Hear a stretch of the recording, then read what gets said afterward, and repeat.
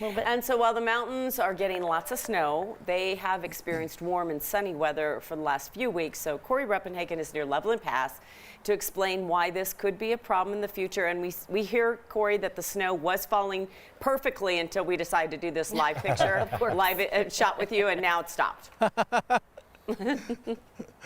I call that the camera hex. As soon as you turn that thing on, the snow's going to stop. But this is the type of storm that's going to come through in waves, and we are now through that first wave here in the high country. It's moved down into the metro, but we got 4 to 5 inches in a very short amount of time up here, and we're going to get another 4 to 5 probably throughout the rest of the storm as it comes through in waves, and then there's another cycle of storms coming. So all of that snow that's coming in the next week or two is going to, of course, increase avalanche danger, but it's really the October snow that adds to the problem. Now, if you remember, back in this October, we got quite a bit of snow up here in the high country, about 2 feet of snow, and that is really what lays the foundation, because then we had that dry spell 2 weeks in November, and those dry spells are very bad for snow when you're talking about avalanche conditions, because the snowpack undergoes kind of a change in its chemistry,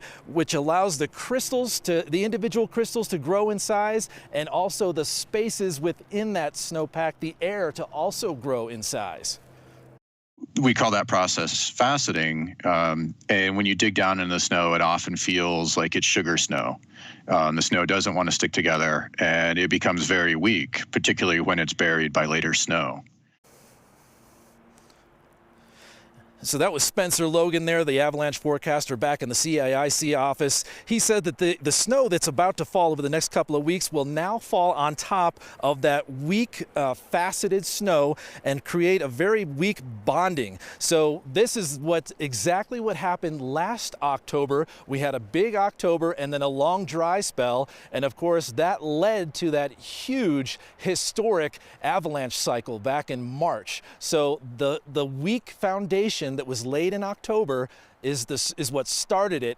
Then we had huge snow in January and February, and then the heavy wet snow in March, all on top of this weak layer. Same thing that's going on right now, Kathy. We actually have some clear skies out right here in Loveland Pass, where this first wave has moved through, but it looks like it might be raining down there where you're at.